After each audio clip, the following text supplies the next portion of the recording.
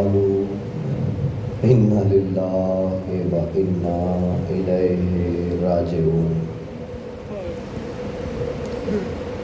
کوئی تمہید نہیں، کوئی لمبا چوڑا مصائب نہیں، کہنے کی ضرورت ہی نہیں ہے، مصائب پڑھنے کی ضرورت ہی نہیں ہے۔ یہ ایک وقت ایسا ہے جتنا جس کا تعلق ہے نا، وہ شام غریبہ کو سنے نہیں سوچے۔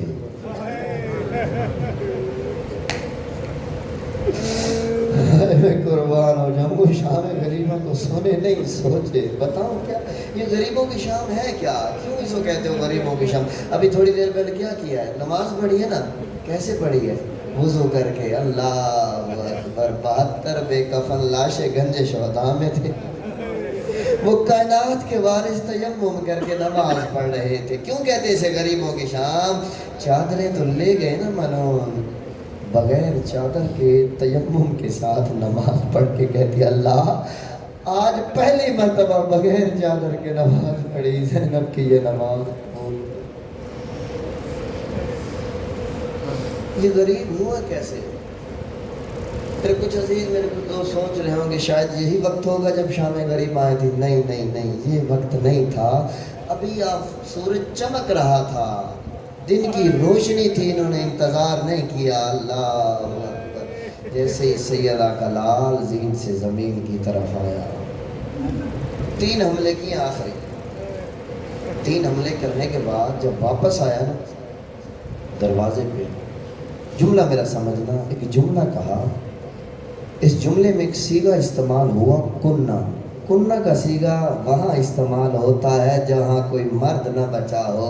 دروازے کے باہر آ کے کہتا ہے یا زینبو یا ام کلثوم یا رقیتو یا سکینتو علیکن منی سلام۔ بھیا حسین اندر کیوں نہیں آتے؟ کہا میرے پیشانی پہ لگا ہے تیر، میری سکینہ، میں نے کوئی زور نہیں لگانا، نہیں کہنا گریہ کرو، نہیں کہنا ماتم کرو، سارے دن کے تھکے ہوئے جلوس ماتم مزاداریاں گریہ کیا، میں نہیں کہوں گا، نہ ہاتھ جوڑوں گا، جس کا جتنا دل چاہے، تمہاری آنکھ جانے، حسین جانے، مسافر جانے، مسافر شام جانے۔ کوئی لمبا چوڑا مصائب نہیں، آپ کی سوچ سے پہلے ممبر بھائی کے حوالے کر دوں گا، فقط درد دل سن لو، جتنا جس کا تعلق ہوگا۔ کہا بہن زینب میں اندر نہیں آ سکتا، میری پیشانی میں لگا ہے تیر، کہیں سکینہ مرنے سے پہلے نہ مر جائے۔ سکینہ آواز دے کے کہتی ہے بابا جو سکینہ علی اصغر کے گلے میں تیر کو دیکھ کے نہیں مری، اب بھی نہیں مرے گی۔ بابا اندر آ جا، اجرکم من اللہ۔ آقا مولا حسین اندر آئے، بہن زینب ایتینی بثوب عتیق، مجھے پرانا لباس دے۔ بھیا پرانا لباس کیا کرنا ہے؟ ہاں وہ تبرکات والا صندوق کھولا، پرانا لباس لیا، خنجر کے ساتھ پارا پارا کرنا شروع کیا۔ آقا یہ پارا پارا کیوں کر رہے ہیں؟ لباس پہنا، اوپر سے نیا لباس پہنا۔ اللہ اکبر۔ آئے سید سجاد کے خیمے میں، سید سجاد غش کے عالم میں تھے، غش سے افاقہ ہوا، دیکھا، کہا بابا، نہیں پوچھا بابا یہ حالت کس نے بنائی، بابا یہ عالم کیا ہے، یہاں جس کا جتنا تعلق ہوگا، ہاں بابا یہ حالت کس نے نہیں پوچھا، ایک ہی سوال کیا، بابا میرا چچا عباس کہاں ہے؟ بابا چچا عباس کا ہے نا عمی العباس۔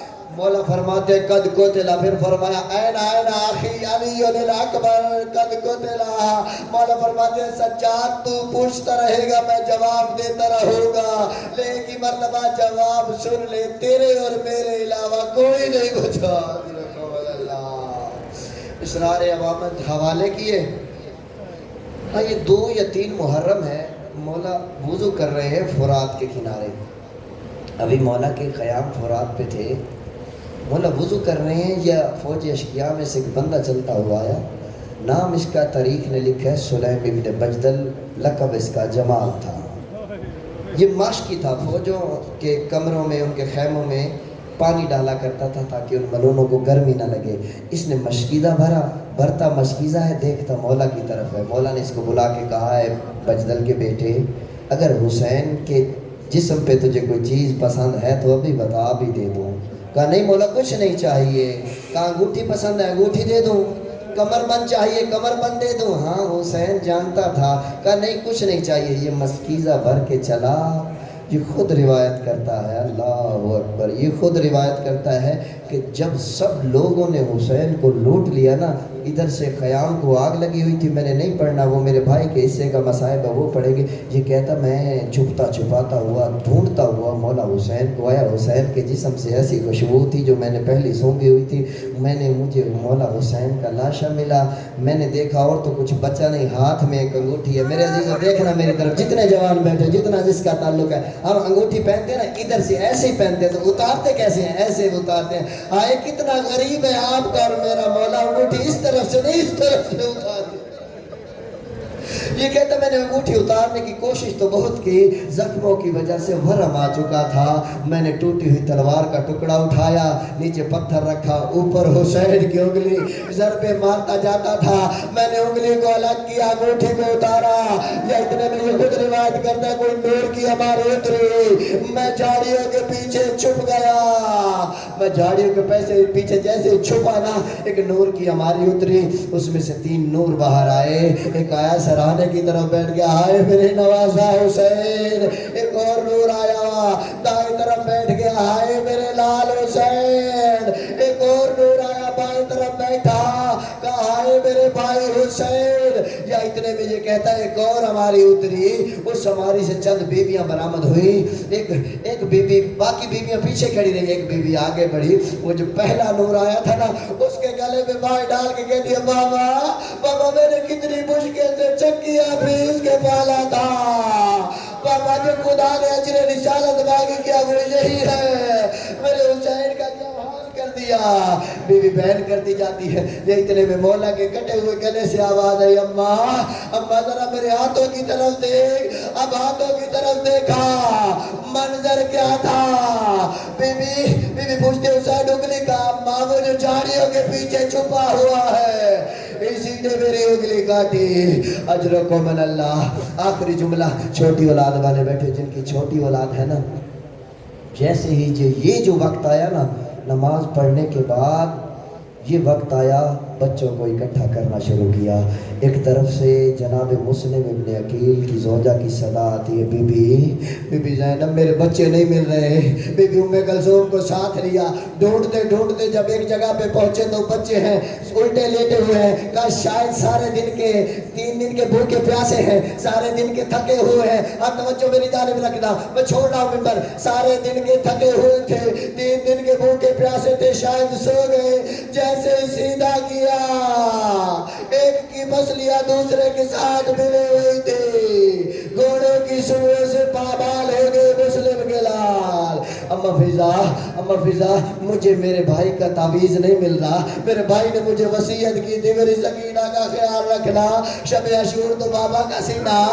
آج تو پھوپھی اماں کا سینہ ملے گا، ہاں ڈھونڈتے دیکھا کہاں ہے سکینہ، گنج شہداء میں نہیں ہے، فرات کے کنارے عباس کو شاید کوئی بات بتانے ہو گئی ہو، عباس کے پاس بھی نہیں ہے، علی اکبر کے پاس بھی نہیں ہے، ڈھونڈتے جب گودی قتل گاہ میں اترے نا، دیکھا ایک بے سر کے لاش ہے، سکینہ سینے سے چپٹی ہوئی ہے، رو کے کہہ رہی ہے بابا تیرے جانے کے بعد جو گوشوارے پہنائے تھے مانگ لیتے میں دے دیتی، بابا انہوں نے میرے منہ پہ تماچے مارے، بابا میں نے سمجھا یتیموں کے سر پہ ہاتھ رکھا جاتا ہے، آج سکینہ سوچ رہی تھی، سکینہ کے ذہن میں وہ 8 ذی الحج تھا، شاید عاتقہ کے ساتھ مولا حسین نے سر پہ ہاتھ رکھے، کان میں گوشوارے پہنائے تھے، میں کہتا ہوں سکینہ وہ عاتقہ تھی، وہ مسلم کی بیٹی تھی، وہ عاتقہ کا مقدر، سکینہ تو حسین کی بیٹی ہے،